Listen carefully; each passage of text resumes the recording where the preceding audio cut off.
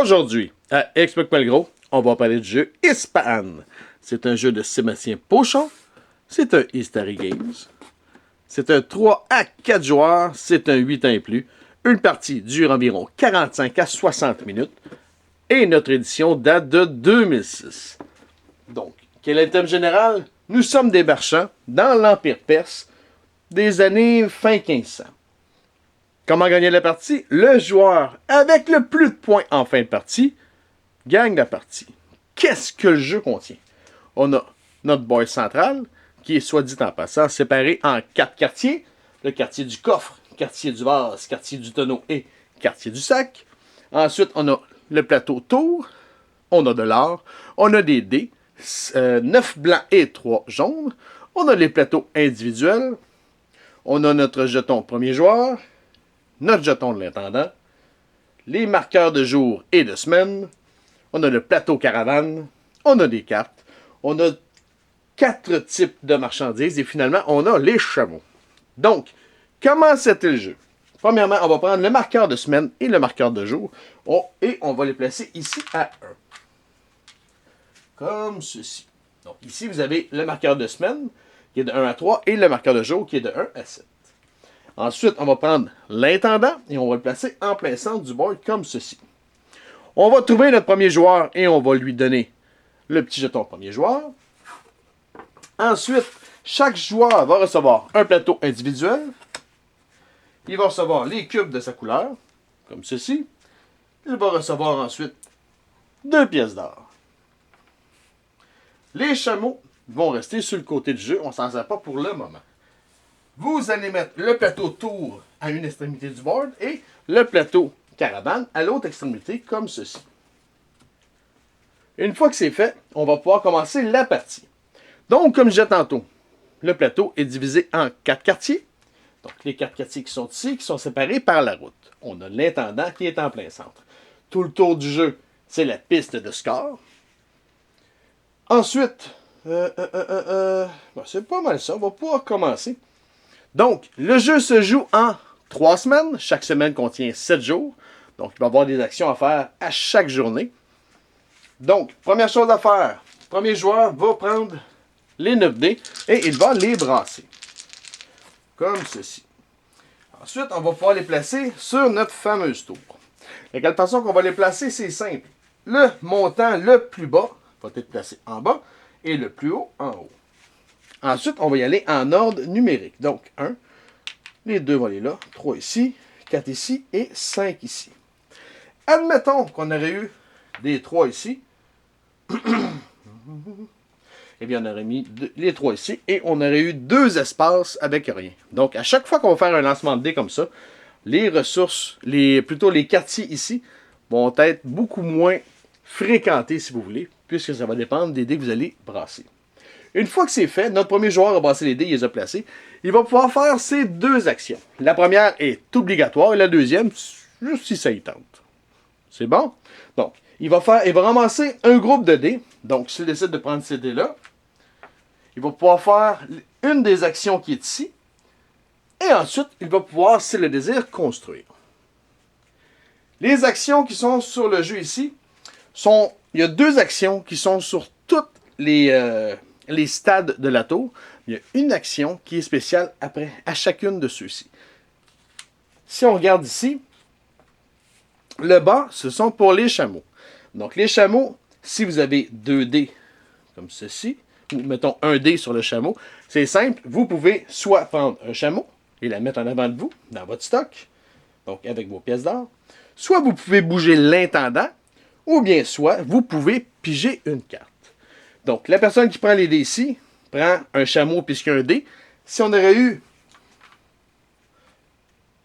3 dés, eh bien, le joueur ici aurait pris 3 chameaux. L'intendant, si vous voulez bouger l'intendant, vous avez 3 dés, vous allez devoir bouger l'intendant de 3 espaces. Mais 3, pas 2, pas 1, c'est 3. Le montant pile que vous avez de dés. Lorsqu'on bouge l'intendant, il faut absolument qu'il bouge dans une direction sans revenir vers l'arrière. Donc, je ne peux pas faire 1, 2 et remonter ensuite. Il part d'un bord ou de l'autre, puis il fait 3 montants. Admettons que vous voulez changer pas sa trajectoire, mais plutôt le nombre de cases qu'il va bouger.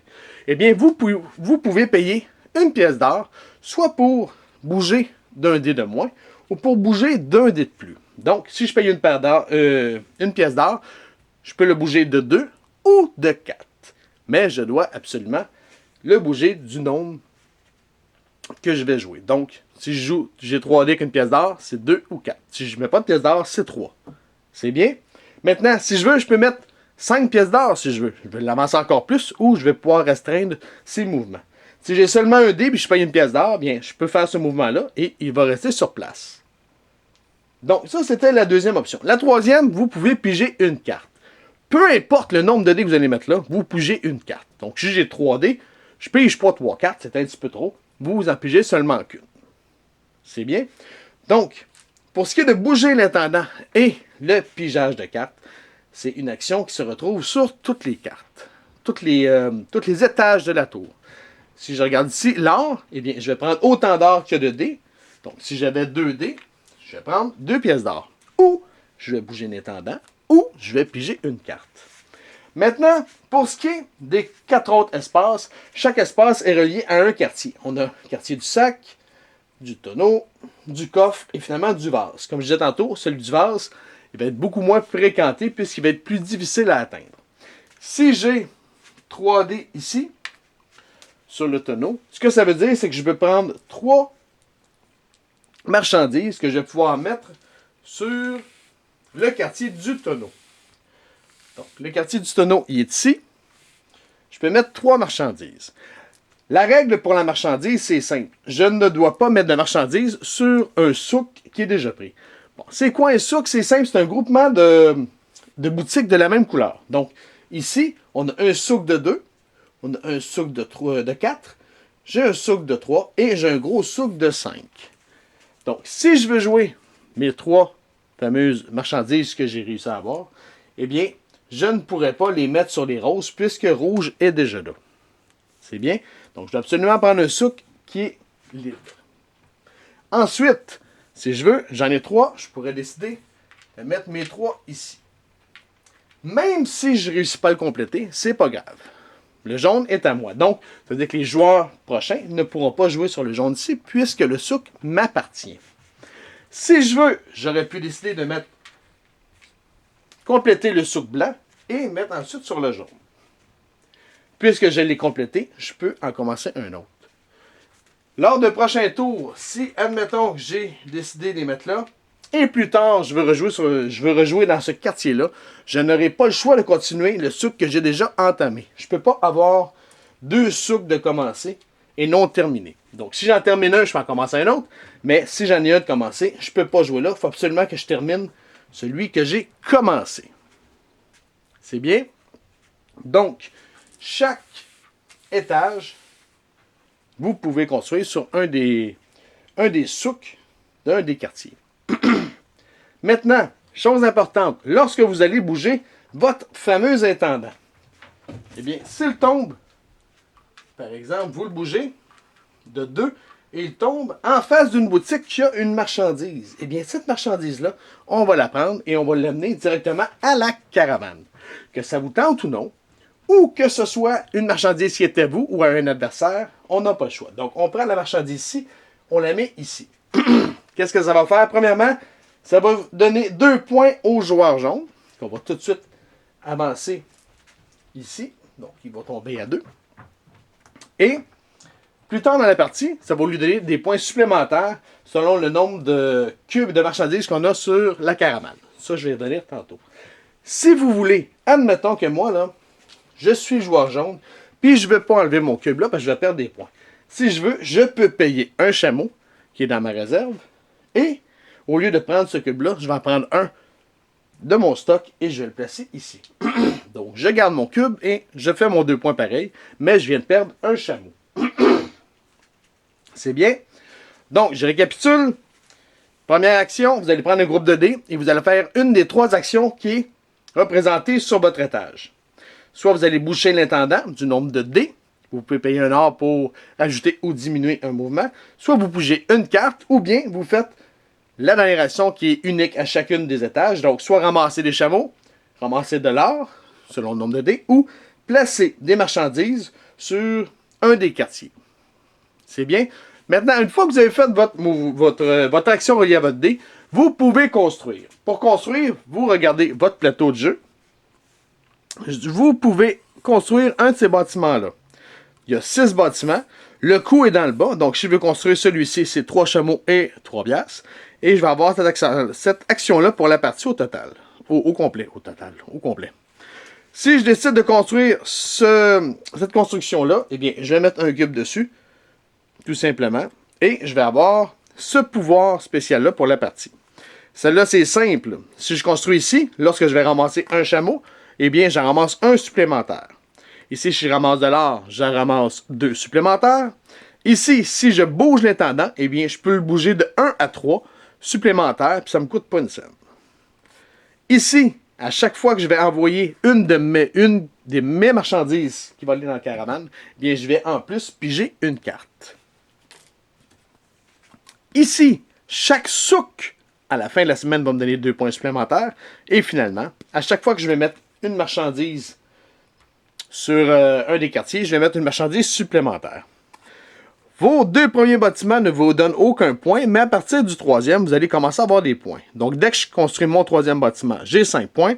4e, 5e, et finalement, le dernier va me donner 10 points supplémentaires que je vais avancer tout de suite. C'est bien? Donc, première chose, le premier joueur brasse ses dés.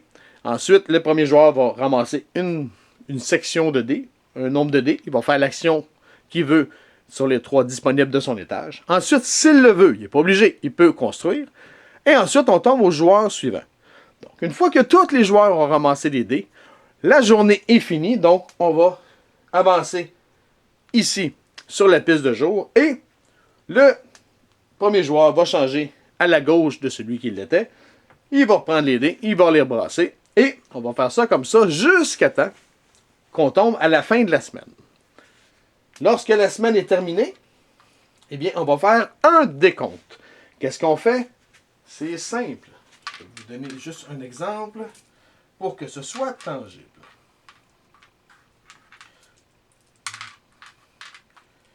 Admettons qu'on est emmanché comme ça.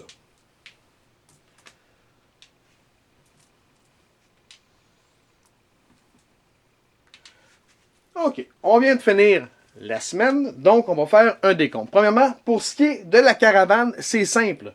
On va regarder, on va se faire de la place surtout. On va regarder le nombre de marchandises que vous avez. Donc, jaune a 2 marchandises. Donc, on va faire 2 fois l'étage qu'il est rendu. Donc, s'il est rendu ici à 3, 2 fois 3, jaune va faire 6 points.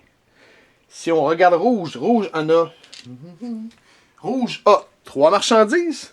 Et l'étage la plus haute est de 2. Donc, 3 fois 2, rouge va avoir 6 points.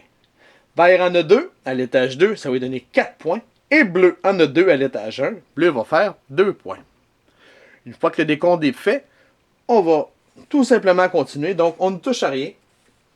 Jusqu'à temps que, pendant la partie, la caravane va être pleine. Si la caravane est pleine en plein milieu de la partie, eh bien, on va faire un décompte comme que je viens de vous montrer là. Et ensuite, on va tout vider et on va pouvoir continuer de jouer sur la caravane. Mais, à la fin de la semaine, s'il reste encore de la place, ben, on ne touche à rien. On attend vraiment que tout soit terminé à ce niveau-là. Donc, premier décompte de points. Le deuxième, on va regarder chaque quartier et tous les souks complétés vont vous rapporter des points. Ce qui veut dire, ici, le souk jaune ici, de rouge, va rapporter 6 points. Donc, rouge va se faire 6 points et on va l'enlever. Si on regarde le souk bleu du joueur jaune va rapporter 4 points puisque le souk est terminé. On tombe ici, le souk jaune est terminé, donc bleu va faire 6 points. Comme qui est indiqué juste ici. Ici, on avait bleu. Bleu, malheureusement, son souk n'est pas terminé. Donc, il ne fait aucun point, mais on va enlever quand même ses marchandises. Donc, si le souk n'est pas terminé, vous ne faites aucun point. Mais si le souk est terminé, vous faites un nombre de points qui est dessus. Ici, le joueur jaune a 8 points. Donc, le joueur jaune, on l'amène de 8. Et ici, notre joueur bleu, malheureusement, il aurait pu faire 4 points, mais il manque une marchandise sur la dernière boutique de son souk. Donc, le joueur bleu ferait aucun point. Donc, vous faites le tour comme ça, au complet, des quartiers. Vous donnez les points respectifs. N'oubliez pas que si vous avez ce bâtiment-là, vous allez faire 2 points supplémentaires pour chacun de vos souks. Donc, une fois que c'est fait, vous prenez l'intendant, vous le remettez au centre et on change la semaine. Donc, on tombe à 2. On ramène notre marqueur de jour à 1 et on continue comme ça jusqu'à temps qu'on tombe au dernier jour de la 2e semaine, ou plutôt de la 3e semaine, où est-ce qu'on va faire un décompte final. Et le joueur avec le plus de points va gagner. Maintenant, 2 petites règles additionnelles. Lorsque vous brassez les dés blancs, parce que vous êtes le premier joueur, si vous voulez, vous pouvez payer jusqu'à 3 pièces d'or pour rajouter les dés jaunes. Donc, je paye 3 pièces d'or. Donc, au lieu de lancer seulement que les 9 dés blancs, je vais lancer les dés jaunes aussi. Donc, je les brasse comme ceci. Donc, je les place de la même façon que tantôt. 3, 4, 4. Comme ceci. Et je décide quel dé, ou plutôt quel étage que je veux jouer. Si je décide de prendre la 6, ou mettons que je prends la 4, je vais prendre ça. Je fais comme d'habitude, donc je vais faire l'action qui est reliée à l'étage. J'ai la chance, si je veux, le loisir plutôt de construire un bâtiment. Et ensuite, avant de tomber au prochain joueur, tous les dés jaunes vont être retirés. Même si ça cause des trous, on s'en fout, on retire les dés jaunes. Donc, les dés jaunes, moi je les ai payés, je peux les utiliser, mais il n'y a aucun autre joueur qui peut utiliser mes dés jaunes. C'est bien.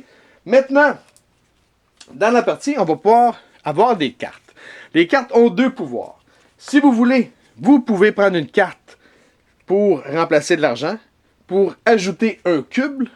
Si admettons que ici j'ai 3 dés pour pouvoir jouer dans le territoire du tonneau, mais je peux scraper une carte pour jouer 4 dés. Je peux les changer également pour faire un chameau. En plus, les cartes, ils ont tous un pouvoir spécial que je peux jouer à mon tour quand je le désire. Si j'ai 5 cartes et je vais jouer les 5 à mon tour, j'ai le droit. Chaque explication des cartes est sur une feuille de règlement, que je ne vais pas tous vous les expliquer, mais vous avez tout un pouvoir spécial pour chacune des cartes. Donc, vous pouvez vous en servir de 2 façons. Soit comme Joker, si vous voulez, comme je viens de vous dire, ou vous pouvez faire le pouvoir qui est inscrit dessus. C'est bien? Donc, je récapitule en 3 secondes. Le jeu se joue en 3 semaines. Chaque semaine contient 7 tours, donc 5 jours. Donc, à chaque journée, le premier joueur va brasser les dés. On va les placer en ordre numérique, du plus petit au plus gros. Le plus petit est toujours là, le plus gros est toujours là. Et ensuite, on monte. S'il y a des espaces vides, c'est pas grave. Le premier joueur va prendre un groupe de dés sur une des étages. Il va faire une des 3 actions disponibles sur son étage. Ensuite, s'il le désire, il peut construire. Ensuite, le joueur à sa gauche va faire la même chose avec les dés qui restent, etc., etc. Une fois que tout le monde a joué, on vient de finir la journée. Donc, on avance sur le compteur de jour. Et on fait la même chose. Donc, le nouveau premier joueur a brassé les dés. Il va les placer. Et on fait ça jusqu'à temps que la semaine soit finie. Si pendant la semaine, vous remplissez le plateau caravane, vous faites un décompte du plateau, ensuite vous enlevez tout. À la fin de la semaine, vous faites un décompte du plateau caravane. S'il n'est pas complet, par contre, vous laissez tout ce qui est dessus. Vous donnez seulement les points. Vous faites un décompte complet de chacun des quartiers, chacun des souks. On le vide complet et on part une nouvelle semaine. Le joueur avec le plus de points à la fin de la 3e semaine est le vainqueur. Vous avez des questions, des commentaires, vous pouvez nous rejoindre à Explique-moi le gros, soit sur Facebook ou soit sur YouTube. Sur ce, bonne game.